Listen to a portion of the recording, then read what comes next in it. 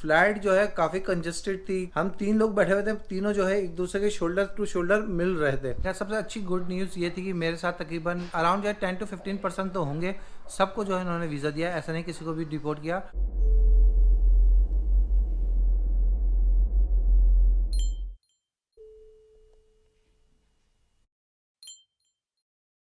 लीजिए जनाब, एक और नए दिन की शुरुआत हो रही है और अभी टाइम हो रहा है मॉर्निंग के 5:30। क्योंकि जब भी आप किसी न्यू कंट्री के अंदर ट्रैवलिंग वगैरह करते हैं तो आपके अंदर जो है एनर्जी कुछ ज़्यादा होती है as compare to normal days के अंदर। तो अभी हम लोग जा रहे हैं अपने होटल से चेकआउट करने के बाद। सविया एयरपोर्ट यहाँ से तकरीबन ऑलमोस्ट 1.5 आवर्स की ज़्यादा ड्राइव है और अगर आप बाई टैक्सी जाते हैं तकरीबन 300 to 400 लीरा से कम कोई आपसे चार्ज नहीं करेगा। अगर आप टैक्सम स्क्वायर से जो है बाई बस हवाई बस के थ्रू एयरपोर्ट जाते हैं तो उसकी कॉस्ट जो है 27.5 लीरा है। टैक्सम स्क्वायर से जस्ट जो है वो 5 मिनट की जो है वॉक भी नहीं है, आपको जो है वो बस सर्विस मिल जाएगी। क्योंकि जहां आप अपना पैसा सेव कर सकते हैं तो बेस्ट यही है ट्रैवलिंग के अंदर वहां आप सेव कर लें और उसके ऑल्टरनेट में जहां पर जरूरत है एक्सपेंस करने की तो वहां पर आप एक्सपेंस भी कर सकते हैं। तो अभी हम लोग पहुंच गए हैं बस टर्मिनल के ऊपर। बस में सामान वगैरह हमने रख दिया है, बिल्कुल ऑलमोस्ट हम लोग सही टाइम के ऊपर पहुंचे हैं। बस जो है स्टार्ट होने वाली है, तकरीबन 15 मिनट्स बाकी है। क्योंकि अर्ली मॉर्निंग काफी जल्दी निकल गए थे, ब्रेकफास्ट वगैरह भी प्रॉपर किया नहीं था। यहाँ पर सामने जो है वो मौजूद है एक कॉफी शॉप। अगर आप इस्तांबुल से जो है वो एयरपोर्ट जाते हैं या एयरपोर्ट से जो है आपको इस्तांबुल मेन सिटी आना है तो इनकी सर्विस जो है वो अर्ली मॉर्निंग 3 AM के ऊपर स्टार्ट हो जाती है और एवरी जो है 30 मिनट्स के बाद जो है इनकी बसेस वगैरह कंटिन्यूसली चलती रहती हैं। अभी हम लोग पहुंच गए हैं सविया एयरपोर्ट और यहाँ से जो है रेडी हैं जॉर्जिया। तो अभी हम लोग चलते हैं इनसाइड एयरपोर्ट। अभी बस के थ्रू हम लोग आए हैं, अराउंड जो है मॉर्निंग में काफ़ी जल्दी आ गई स्पीड में क्योंकि ट्रैफिक कम था। तो तकरीबन 1 आवर्स लगे हैं और इसके जो है टिकट 27.5 लीरा जो है इसके 1 पर्सन के चार्जेस हैं। अभी बस हम लोग इंटर हो रहे हैं। यहाँ पर जो इशू ये आता है कि आपको जो है ना एक सामान जो है वो आप जो भी आप सामान कैरी कर रहे होते हैं वो सामान आपको जो है सिक्योरिटी चेक इन के ऊपर रखना पड़ता है, चाहे वो आपके पास कोड हो, लगेज हो। आजकल सिक्योरिटी कुछ ज़्यादा ही है तो आपकी बेल्ट और शूज़ वगैरह भी बास टाइम जो है वो स्कैन करवा लेते हैं। सामान ज़्यादा हो तो फिर वो जो है बार बार आपको जो है वो सारा सामान जो है आपको उतारना पड़ता है।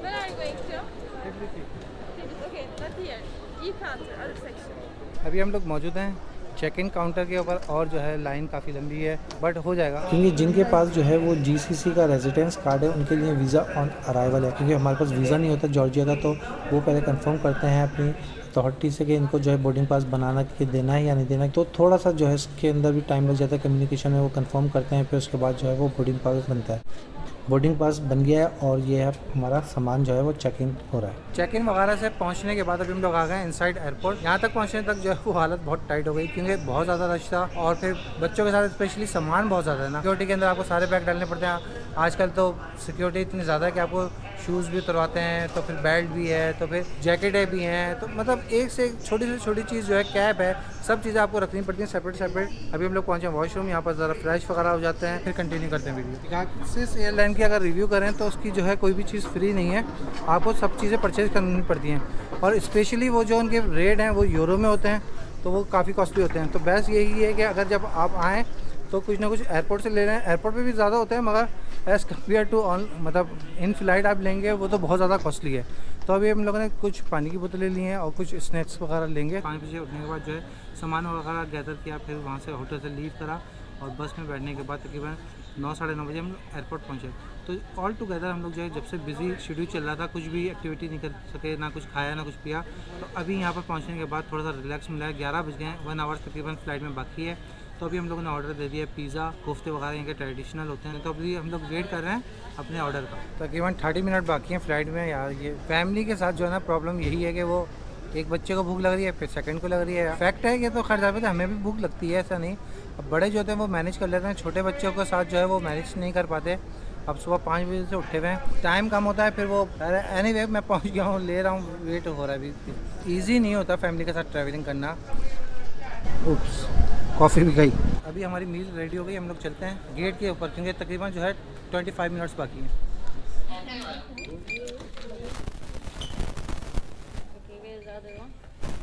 Under 18 no need. No, we need your Tbilisi ID or residence card. तो फाइनली हमारी बोर्डिंग हो गई है और अभी हम लोग जा रहे हैं प्लेन के लिए Istanbul to Tbilisi. Flight time है हमारा तकरीबन 12 बजे और यहाँ वहाँ पहुँचेगी, लैंड होगी 3 बजे। तो तकरीबन 3 घंटे की फ़्लाइट है। तो लेट्स सी, देखते हैं कैसा एक्सपीरियंस रहता है। फ्लाइट भी आपको रिव्यू देता हूँ कि पिकासो एयरलाइन का एक्सपीरियंस कैसा रहा? Bu uçuşta sizlere yardımcı olmaktan memnun duyacağız. İyi uçuşlar dileriz. Dear our guests and children, Pegasus Airlines on today and everyone friendly fleet in Turkey like. We are descending for landing. Please put your belongings in the overhead lockers or under your seat and fasten your seat belt. तो finally हमारा जहाज़ हो गया land Tbilisi में, और इसकी detail जो है वो सामने आ गया पासपोर्ट कंट्रोल रूम। उसके बाद मैं कंटिन्यू करता हूँ फ़्लाइट रिव्यू, कितने की फ़्लाइट पड़ी और जो है एयरपोर्ट का प्रोसेस क्या था वहाँ से आते वक्त और यहाँ पर। तो अभी मिलते हैं पासपोर्ट कंट्रोल रूम के बाद। Tariq? Yes Yes, welcome to Georgia. अभी हम लोग जो आ गए एयरपोर्ट से बाहर, इमिग्रेशन के बाद थोड़ा सा लॉन्ग प्रोसीजर है, वो मैं आपके साथ डिटेल से शेयर करता हूँ। और साथ जो है अभी हम लोग करेंसी एक्सचेंज आए हैं, करेंसी वगैरह चेंज करवाते हैं, थोड़ा सिम कार्ड की इन्फॉर्मेशन लेते हैं, फिर चलते हैं बाहर। और अभी हम लोग पहुँच गए अपार्टमेंट, और इस अपार्टमेंट का पूरा टूर जो मैं नेक्स्ट अपनी वीडियो में करवाता हूँ। अभी हम लोग समराइज़ करते हैं कि हम लोग पहुँचे थे थ्रू पिकासस एयरलाइन। थोड़ा सा उसका रिव्यू करूँ। फ़्लाइट जो है ऑलमोस्ट फुल थी, उसको 100% फ़्लाइट को फुल कहा जाए तो गलत नहीं होगा, क्योंकि मुझे तो कोई सीट नज़र नहीं आई कि कोई भी सीट खाली हो। फ्लाइट जो है काफ़ी कंजस्टेड थी, कंफर्टेबल थी, मगर स्पेस जो है वो काफ़ी कम था। हम 3 लोग बैठे हुए थे, तीनों जो है एक दूसरे के शोल्डर टू शोल्डर मिल रहे थे। नेक्स्ट जो है उसके अंदर जो है आप जैसे पता ही है कि उसके अंदर जो है कोई भी चीज़ फ्री नहीं होती। कोई भी आपको एक्टिविटी करनी है, कोई भी आपको चीज़ खरीदनी है, मील खरीदनी है, तो आपको हर चीज़ पे करना पड़ता है। मगर उसके पे की चार्जेस, जो उसके अमाउंट है, जो उसके चार्जेस हैं, वो काफ़ी कॉस्टली हैं, क्योंकि यूरो में 3 यूरो की एक पानी की बॉटल है, वो भी जो है 300 ml की होती है। खैर एनीवे फ्लाइट छोटी थी और जो है वो कंजस्टेड थी, और उसके अंदर चार्जिंग पोर्ट वगैरह भी नहीं थी। मगर ये तो सारे नेगेटिव बातें हैं। नेगेटिव बातें जब ये पॉजिटिव में बन जाती हैं जब उसके हम प्राइस की बात करें, क्योंकि आपको जो है 1 आवर्स 2 आवर्स 3 आवर्स मैक्सिमम जो है फ्लाइट को यूज़ करना होता है। अगर उसके रेट आपको कम मिलेंगे तो आप कहेंगे सारी चीज़ें इग्नोर कर सकते हैं। तो यही वजह है कि पेगासस एयरलाइन की जो फ्लाइट के रेट हैं तुर्की से जो है जॉर्जिया तक के $63 जो है 1 पर्सन के थे। तो इस हिसाब से जो है वो अगर फ्लाइट के अंदर कोई फीचर्स नहीं है तो वो भी एक्सेप्टेबल हैं। तो रेट जो है विद इन अ बजट होते हैं। और नेक्स्ट जो है फिर हम आने के बाद इमिग्रेशन के ऊपर पहुंचे, क्योंकि मैं इस बार आया था विद फैमिली, लास्ट टाइम आया था इंडिविजुअल। तो उस वक्त जो है मुझे विद इन 2-3 मिनट्स के अंदर वीज़ा मिल गया था। मगर जब मैं वहाँ पहुंचा था ऑलरेडी वहाँ पर कुछ लोग पहले से मौजूद थे। नॉर्मली आप क्यू में लगते हैं, क्यू में लगने के बाद इमिग्रेशन ऑफिसर के पास जाते हैं, वो आपको रेफर कर देता है अनदर ऑफिसर के पास। तो हम लोगों को भी उसने रेफर करा अनदर ऑफिसर के पास। हम लोग भी वहाँ गए, वहाँ पर उसने कहा आप वेट करें, हमने वेट करा। फिर उसके बाद थोड़ी देर बाद उसने मुझे कॉल की और मुझे उसने एक सेपरेट रूम में बुलाया। उससे कुछ क्वेश्चंस किए कि आप जो है कहाँ से आ रहे हैं। मैंने बताया उसको मैं तुर्की से आ रहा हूँ। नेक्स्ट उसने पूछा कि आप कहाँ जाएंगे। मैंने उसको अपना जो है होटल रिजर्वेशन वगैरह दिखा दिया। पूछा आपके पास टोटल अमाउंट कितना है। फिर जो मेरे पास टोटल अमाउंट था कैश, मैंने बताया मेरे पास इतना टोटल अमाउंट है। तो नॉर्मली जो स्टैंडर्ड है वो $50 पर पर्सन के हिसाब से होना चाहिए, और एटलीस्ट जो है 1 डे का आपके पास $100 हो तो बेस्ट रहता है। अराउंड जो है आपको लेस देन $1000-2000 से कम ना लाएं, ताकि आपको प्रॉब्लम ना हो। तो मैंने उसको बता दिया हमको 6 डेज यहाँ पर रुकना है, और जो है मेरे पास इतना अमाउंट मौजूद है। फिर उसने मुझे कहा कि आप शो करो। बास टाइम ये होता है वीज़ा ऑफिसर आपसे कहता है कि पैसे आप दिखाएं भी। अच्छा वो काउंट नहीं करता, बस आप उसको थोड़ा सा पैसे निकाल के घुमा के दिखा रहे हैं तो उसको आइडिया हो जाता है। पैसे निकाल के जो चेक कराया तो उसने वो कहा ठीक है ओके, उसने वो चेक कर लिया। फिर उसके बाद उसने जो है वो तो फिर उसने बताया कि यहाँ से कहाँ जाना है। मैं बताया अपनी फाइनल डेस्टिनेशन ओमान है, वहाँ वापस जाना है। तो उसने एयर टिकट मांगा, एयर टिकट मैंने उसको दिया। तो रेजिडेंस कार्ड ओमान का देने के बाद उसने कहा ठीक है आप वेट करें। सबसे अच्छी गुड न्यूज़ ये थी कि मेरे साथ तकरीबन जो मैंने नोट करा तकरीबन 20 अराउंड जो है 10 to 15% तो होंगे। सबको जो है इन्होंने वीज़ा दिया, ऐसा नहीं किसी को भी डिपोर्ट किया। एग्जिट काउंटर पे गए। अच्छा एग्जिट काउंटर के ऊपर सेम जो है दोबारा से उन्होंने क्वेश्चंस किए। वहाँ पर उन्होंने जो क्वेश्चंस किए वो थोड़े से डिफरेंट थे, वो मैं आपको बता दूँ। नेक्स्ट जो है इन्होंने जो मेन चीज़ें पूछी, आपका वैक्सीनेशन कार्ड के बारे में भी पूछा। अगर आपका वैक्सीन फुली वैक्सीन है तो वो उसका प्रूफ मांगा। अगर आप फुली वैक्सीन नहीं है तो PCR टेस्ट जो होता है 72 आवर्स बिफोर वाला, वो आपको देना होता है। अगर आपके साथ बच्चे हैं तो 10 ईयर से बिलो जितने भी बच्चे हैं उनके लिए एग्जाम्प्ट है। फिर उसके बाद जो है उन्होंने वीज़ा स्टैम्प कर दिया। अच्छा एक चीज़ और बताऊं, क्योंकि वो फिर एट द एंड आपसे वो ओमान है या सऊदी अरब है या दुबई है, कतर है, बहरीन है, कहीं के भी आपके पास रेजिडेंस कार्ड होता है, क्योंकि GCC कंट्रीज़ के लिए वीज़ा ऑन अराइवल है। किसी भी GCC कंट्री का बताकर नहीं है तो आप जो है उनको कहेंगे, क्योंकि वो पूछ रहे थे इनका कार्ड नहीं है। तो फिर मैंने कहा इसके अंदर वीज़ा स्टैम्प है। और एग्जिट करने के बाद हम लोग जो है सामान कैरी करके, सामान अपना लेके तो हम लोग जो है बाहर आ गए। फिर बाहर आने के बाद जो है कुछ इंपॉर्टेंट काम होते हैं जो आपको लाजमी करने होते हैं, जिस तरीके से आपको करेंसी चेंज करवानी है, आपको सिम लेनी है और आपको सिटी सेंटर तक जाना है। तो ये 3 इंपॉर्टेंट काम होते हैं जो फर्स्ट डे आपको किसी भी कंट्री में जाने के बाद करना पड़ता है, और वही हम लोगों ने भी किया। वहाँ पर जो करेंसी के रेट मुझे थोड़े से कॉस्टली लगे।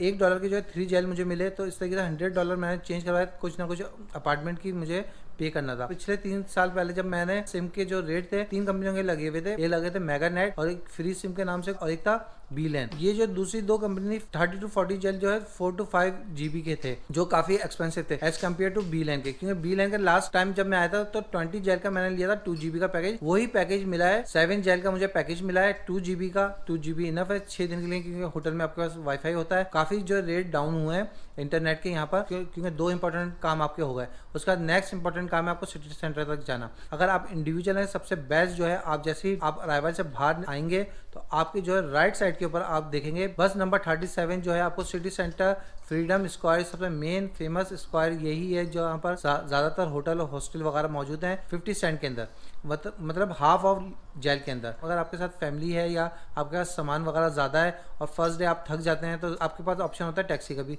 तो मैंने भी जाहिर बात है फैमिली थी, सामान भी ज़्यादा था और पहले दिन हम लोग जो है तकरीबन सुबह 5 बजे के उठे हुए थे तो थकन ज़्यादा थी, इसलिए मैंने ऑप्शन सेकंड वाला यूज़ करा। उसकी मैंने पे करे 50 जेल। तो ये 3-4 काम इंपॉर्टेंट काम थे जो हमने किए। तो आज की वीडियो को अगर हम समराइज करें टूर के अंदर कितना एक्सपेंस आया, इस्तांबुल से लेके जो है सबिया इंटरनेशनल एयरपोर्ट तक गए थे, उसकी कॉस्ट जो है 27.5 लीरा जो है ईच पर्सन की थी। नेक्स्ट जो है हमारी जो है वो विद इन एयरपोर्ट कुछ हमने खाया पिया, उसकी जो है तकरीबन 200 कॉस्ट थी। ये कॉस्ट तो वेरी करती है आपके ऊपर कि आप वहाँ पर आपका एक्सपेंस होता है या नहीं होता।